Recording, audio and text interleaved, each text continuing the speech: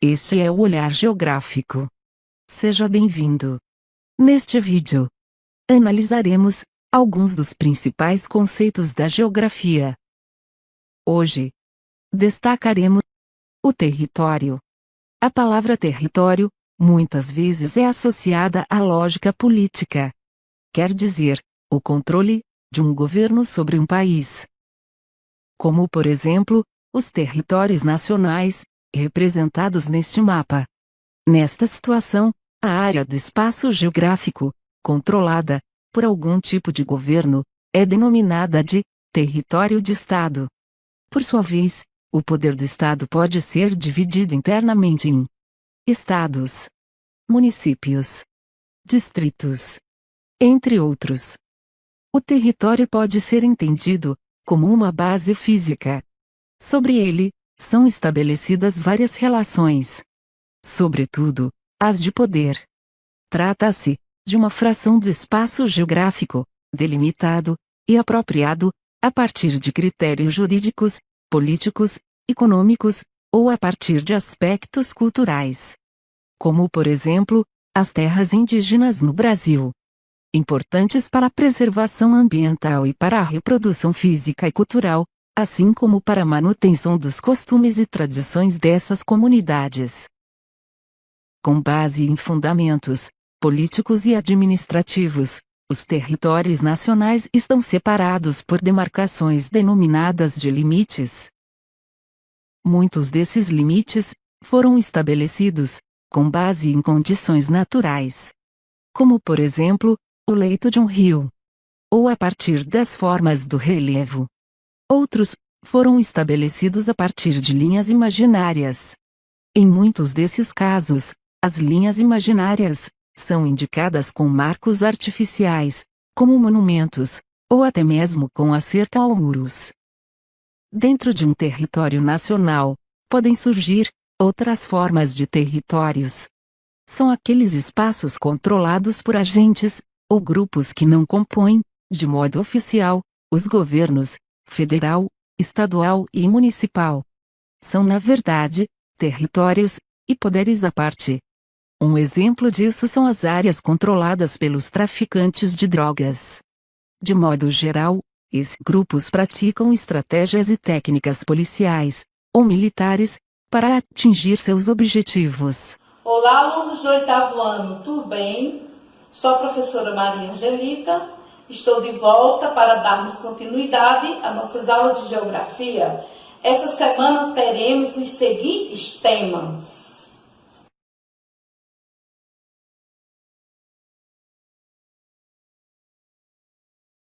Bem, pessoal, como eu havia falado, a gente vai trabalhar dois temas. O primeiro tema será a regionalização na América e na África, certo? Então, esse tema a gente já percebe, não é? Conflitos e tensões geopolíticas na América e na África. Esses dois temas é que a gente vai trabalhar no decorrer da nossa aula. Território e territorialidade. O que será? Como será, não é? Então aí a gente percebe o mapa, não é, do mundo com os seus territórios. Será que foi sempre assim? Ou houve mudança? Aumentou ou diminuiu? Os limites territoriais do mundo sempre foram assim? É uma pergunta para você ficar atento e esperto a responder, ok? Beleza?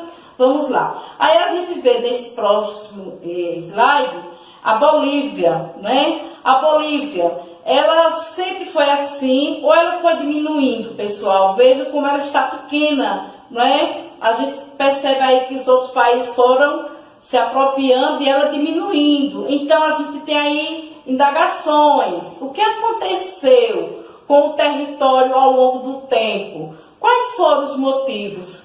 Mais sugestão de pesquisa para você, aluno nosso do 8º ano, responder e pesquisar. O que define um território? Vamos descobrir, pessoal, o que define um território. Ok, pessoal? Então aí a gente vê nações e suas organizações espaciais, né? A gente vai entendendo, de acordo com os slides, nação e Estado-nação, certo? A gente vai entender o que é uma nação e um Estado-nação.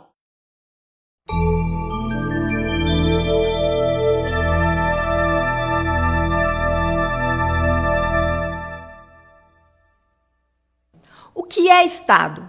Em nossa série de vídeos, já falamos sobre o que é política. Os seres humanos vivem em grupos e, portanto, precisam se relacionar, resolver conflitos, tomar decisões, ou seja, fazer política. Também já falamos sobre as formas de organização política dos grupos, no vídeo O que é democracia. Vimos que há sempre alguém que fica responsável permanentemente por tomar decisões que valem para todos. São as pessoas que exercem o poder com o aval dos cidadãos, para facilitar a vida em sociedade. E foi assim que começou a surgir o Estado, tema deste vídeo. Ele é resultado da necessidade de se encontrar uma forma de organizar a combinação das vontades de cada um com a vontade do grupo. Ou seja, o Estado existe para organizar o mundo da política. E o que isso quer dizer? Que a política é anterior ao Estado e que, por isso, ele só existe por causa dela. Para poder exercer esse papel mediador entre o individual e o coletivo, o Estado precisa então ser soberano, ter o poder maior, a última palavra. Só assim ele tem condições de garantir um equilíbrio entre a vontade e o direito de cada indivíduo e a vontade e o direito de todos. Sendo um poder acima de todos os outros poderes, o Estado tem o dever de garantir a ordem necessária para a segurança e a tranquilidade dos cidadãos. Foi por isso que o importante pensador político, Thomas Hobbes, disse que o Estado é o poder soberano. Podemos dizer que ele é o produto de um povo que habita um determinado lugar e que define um conjunto de regras para a sua convivência.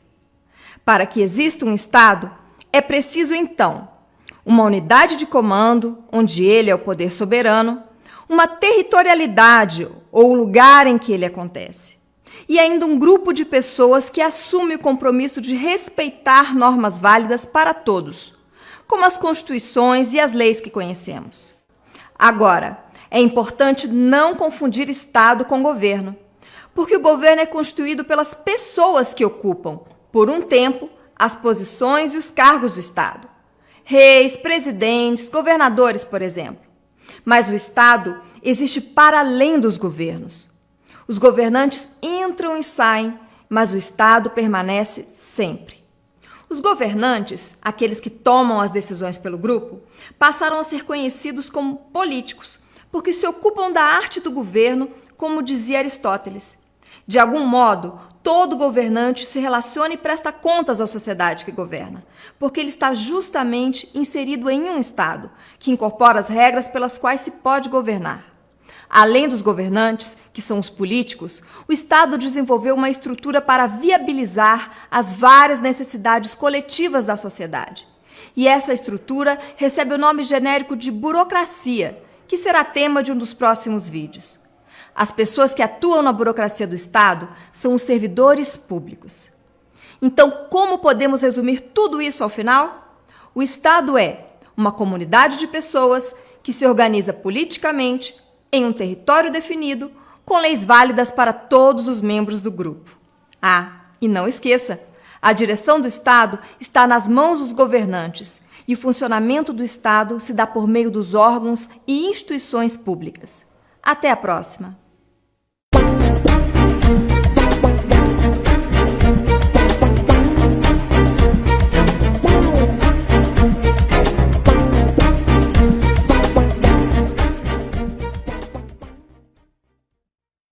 Então a gente vê, né? Nesse slide a gente vê Israel aprova a lei que define o país como Estado-nação do povo judeu.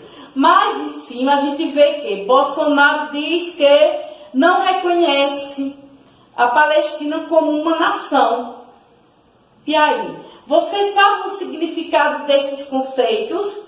Vamos descobrir, pesquisando, queridos, a gente vai conseguir entender. Quais os elementos que constituem uma nação? Vocês sabem? Ah, não sabe? Então vamos pesquisar. Então, nesse slide a gente percebe o que é aí? comidas, alimento, a culinária, né? A culinária é uma constituição de uma nação. Por que não? Com certeza, né? Beleza, pessoal? Então a gente aí percebe, né? A gente vê o diálogo entre duas pessoas de características diferentes, também de uma nação, né? A gente vê aí uma festa cultural. Todos já percebem, né? De que festa a gente está falando, não é, pessoal? Caracteristicamente, uma festa carnavalesca de uma nação, certo? Caracteristicamente, estamos em 3 crianças que percebem-se que fazem parte de uma nação, caracteristicamente falando, né? Já deixa bem visível. A identidade completa entre Estado e nação, há uma identidade completa. A gente percebe que nações e os conflitos territoriais, né? A gente vai entender agora sobre os conflitos. A gente entendeu antes, a gente percebeu que nossa aula foi sobre nação. Então a gente entendeu aí, né? A gente viu característica de seres humanos, a gente viu alimentos, né? Culinária, festas. Então a gente entendeu um pouco dessa situação, né? Tá certo? Então fica aí a dica dos questionamentos para que você pesquise. Alguns conflitos atuais existentes na África e na América. A gente vai entender direitinho, né, pessoal? Para que a gente fique bem atento. O mundo está menos pacífico do que uma década atrás.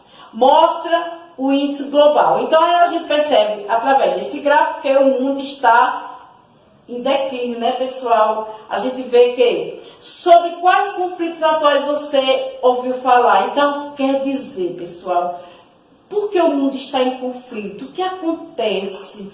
Por que o mundo tem esse declínio? Nunca assim ele está assim numa posição boa para que a nação perceba que está bem. Sempre tem conflitos, não é, pessoal? Então a gente percebe pelo mapa. Então é uma forma de você também pesquisar. Beleza, pessoal? Seguindo. Então aí o índice global de paz, não é? 2017. Então a gente tem uma legenda. Nessa legenda vem bem identificado que quais são os países que vivem em paz. Poucos, né, pessoal? Vejam bem aí, ó, essa parte vermelha são os países que vivem mais em conflito, né? Quais motivos desencadeiam os conflitos? Será que contribuímos com esses conflitos? Será que eu sou culpada? Será que você, aluno, é culpado? Quem serão os culpados? É um grande momento da gente aprofundar nossos conhecimentos. Quem são os verdadeiros culpados pela existência de tantos conflitos no mundo, nas nações? Quais propostas você sugere para a resolução de conflito, ou seja, do conflito, dos conflitos? Você como estudante, não é? Você que media conhecimentos dias após dias, meses após mês, certo? Qual a sua proposta? Que sugestão você nos daria como o futuro da nação? Você é o futuro da nação, certo? Então, o que você sugeria? Deixe lá seu comentário na aula. Sugira, assim, sua sugestão será de grande importância para mim, enquanto professora, para os pais, para os alunos, para os professores, direção, coordenação. Deixa a tua sugestão, né? Comenta, tá? Não só na minha aula, mas em todas as aulas. Vai lá, faz a tua parte. Mostra que realmente você, aluno, é o futuro. Que essa geração que está vindo vai receber um povo preparado, que vai saber defender a sua pátria, que não vai ocasionar conflito, mas a paz. Nós estamos passando por momentos de conflito, sim ou não?